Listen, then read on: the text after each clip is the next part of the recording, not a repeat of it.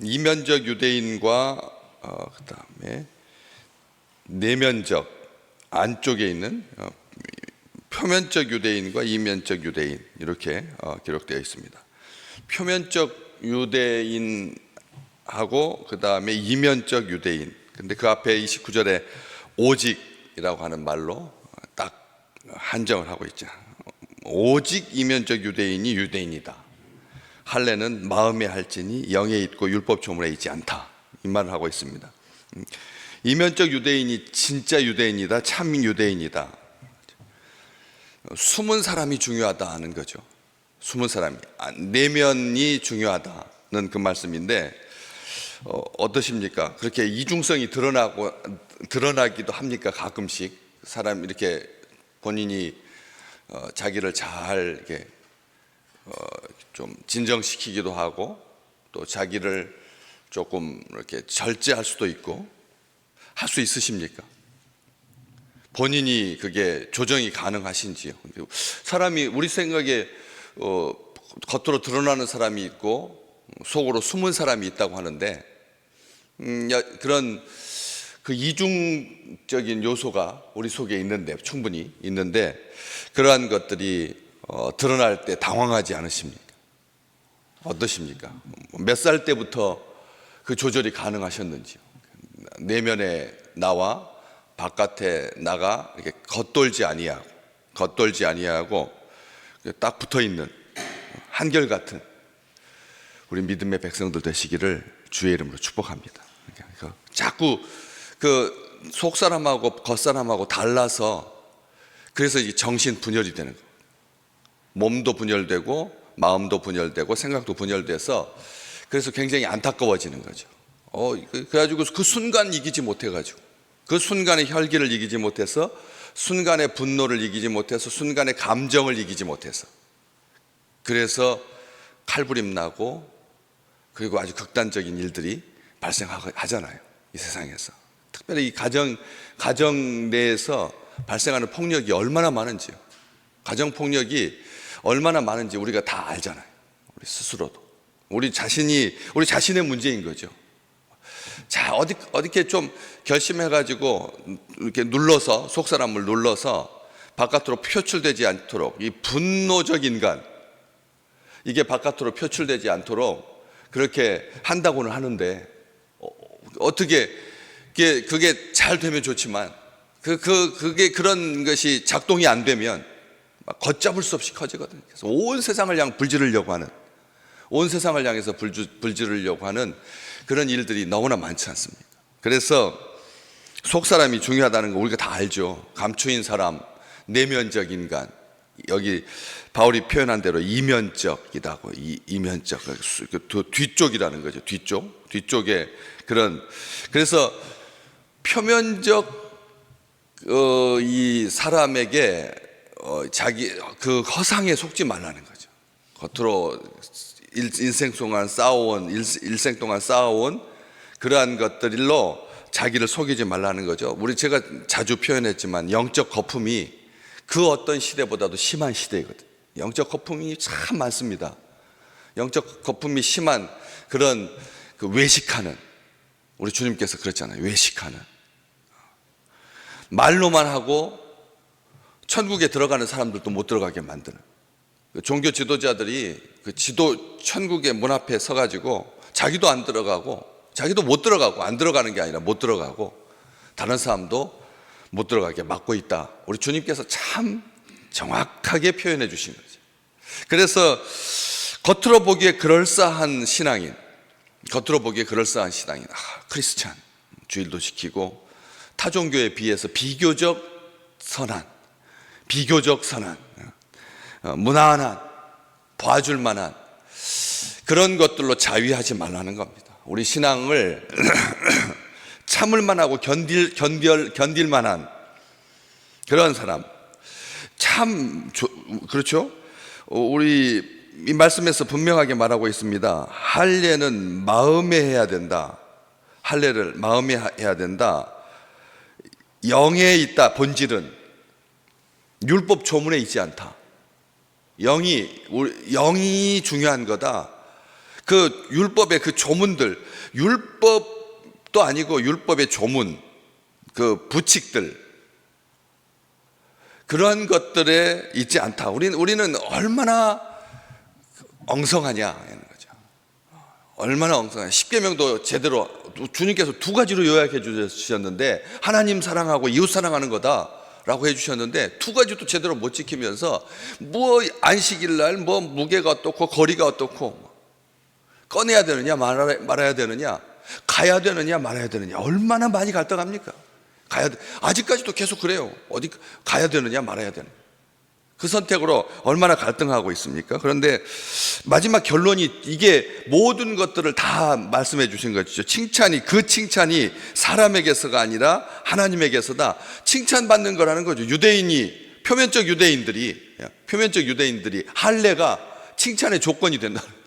세례받은 것이 칭찬이 되고, 요즘 워낙 안 믿으니까 예수를. 세례받은 것이 칭찬이 되고, 세례받은 것이 기회가 되고, 세례받은 것이 뭐가 되고, 주일 성수하는 것이 희귀한 시대, 주일을 거룩하게 지키는 것이 이게 희귀한 시대라서 예배만 참석해도 칭찬을 받는. 그런데 그 칭찬이 사람에게서가 아니라 하나님에게서라고 했는데, 그 유대인이 어디서 나온 말이죠? 유대인이라고 하는 말이 이스라엘 지파 중에서 유다족 속에서 나온 말이거든요. 유대인이라고 하는 말이 유다인입니다. 유다가 어떤 지파인데요? 다윗의 지파이고, 그리고 예수님께서 나오신 지파거든.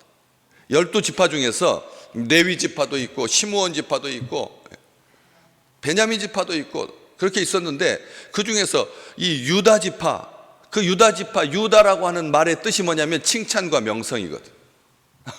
지파의 이름이 칭찬입니다. 칭찬이고, 가족의 이름이 명성인. 그 칭찬과 명성을 가지고 있는데, 그 칭찬과 명성은 사람에게서 오는 것 아니다. 하나님에게서 오는 것이어야 한다. 그걸로 이제 2장을 마무리하고 있는데, 성경을 많이 안다고, 종교적 경험이 많다고, 진리의 모양만 가지고 진리의 능력은 부인한다. 우리 주님께서 말씀하셨거든. 모양만 있다는 거예요. 거룩한 경건의 모양만 갖추고 있고, 경건의 능력은 없는, 신흉내는 그걸로 만족하지 말라는 거죠. 마음의 할례가 참 할례고 진짜 할례다. 그런데 여기 그렇잖아요. 할례는 마음에 해라라고 되어 있는데, 할례는 마음에 해라라고 되어 있는데, 모세가 이걸 알고 처음부터 할례 받을 때부터 이 말을 했어요. 신명기 10장 15절에 모세가 너희는 마음의 할례를 행하라. 신명기 10장 15절에 너희는 어디에다 할례를 행하라고요? 마음에다 해라. 마음의 할례를 행하라. 다시는 목을 굳게 하지 마라. 마음의 할례를 행하고 다시는 목을 굳게 하지 마라. 마음의 할례를 안 받으면 어떻게 된다고요? 목이 굳어진다고요. 마음의 할례를 안 받으면 그 칭찬과 명성 때문에 목이 굳어진다고요. 정말 대단하잖아요. 이 시대가 어떤 시대인데 아직도 권력입니까? 아직도 한 자리입니까? 시의원, 구의원이 국회의원한테 가서 머리를 굽실해야 되고, 보통 3억은 줘야지 공천을 이길 수 있다. 그 지역구의 국회의원한테 가가지고 잘 보여야, 그래야지 거기에서 시의원이라도 하고 구의원이라도 한다. 정말 그 여자는 마녀 사냥인 거죠 뭐. 지금 이 뉴스가 지금 한 달 내내 가고 있잖아요.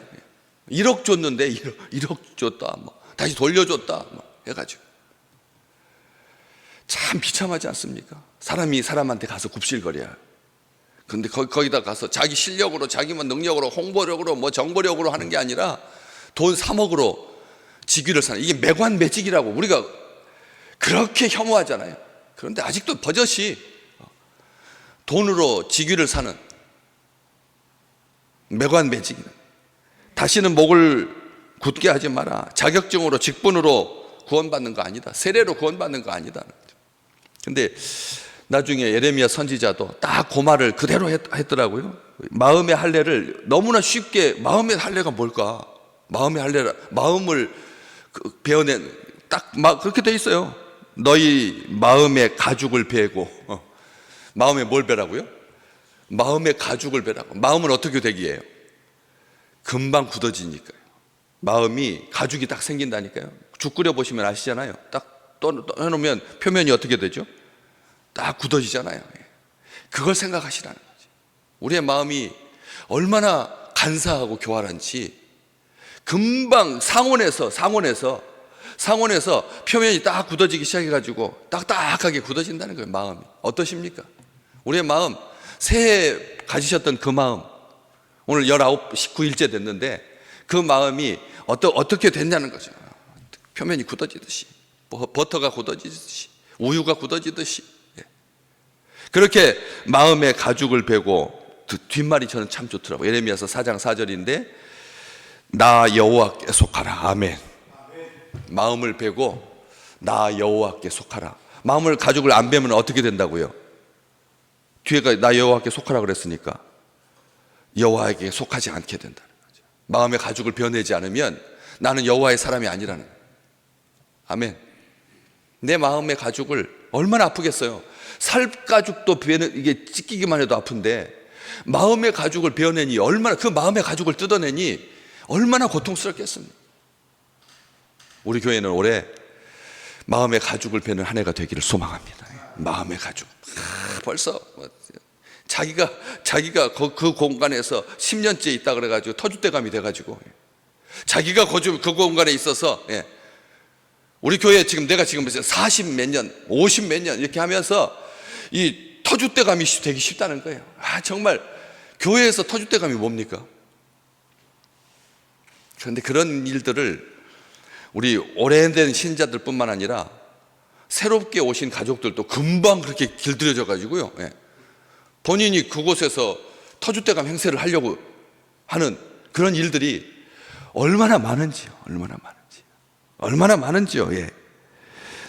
너의 마음의 가죽을 베고 나 여호와께 속하라. 예레미야 4장 4절 말씀, 성령을 통해서 마음을 찢고 회개하지 않으면, 마음을 찢고 마음의 가죽을 베내지 않으면 여호와 사람 아니다, 여호와께 속한 것 아니다. 그럼 네가 주인이다. 완고한 마음, 굳어진 마음, 죄된 마음 찢어내지 않으면, 심령이 상한 심령이 안 되면, 기도할 때 우리 교회에서는 눈물 많이 우셨으면 좋겠어요. 울면서 기도하시는 분이 별로 없잖아요. 편안하게 기도하죠. 따뜻하게 기도하고요, 조용하게 기도하고요.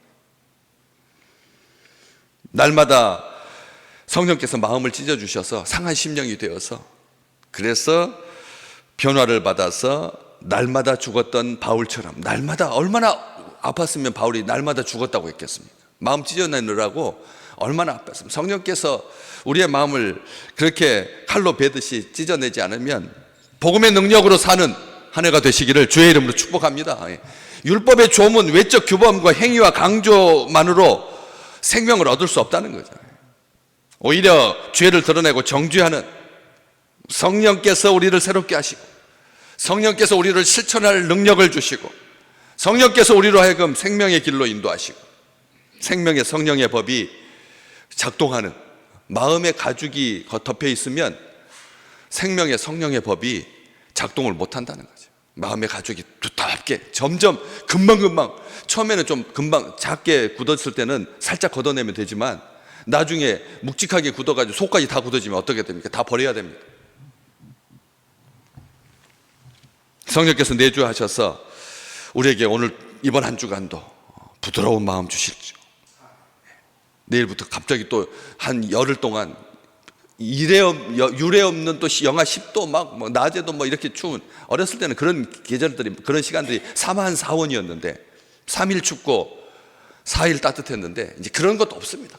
무조건 추우면 그냥 계속 추워지고 더우면 계속 더워지고 그런 속에서 묵은 인생, 묵은 삶이 아니라 더욱더 부드러운 인생, 성령의 그 온유하심이, 비둘기와 같은 그 온유하심이 우리를 주관하셔서, 그래서 당신은 굳은 사람입니다. 하나님 앞에 어떻게 그런 소리를 할 수가 있겠습니까? 주인한테 1달란트 받아가지고 땅에다 숨겨놓고 돌아와서 찾겠다고 하니까 그 주인한테 한다는 말이 당신은 굳은 사람이라, 그렇게 핑계대지 아니하고 사람의 인정과 칭찬에 목말라 하지 아니하고 속사람을 늘 새롭게 하시는 온유하고 겸손하신 우리 주님과 동행하는 아름다운 시간들 되시기를 주의 이름으로 축복합니다.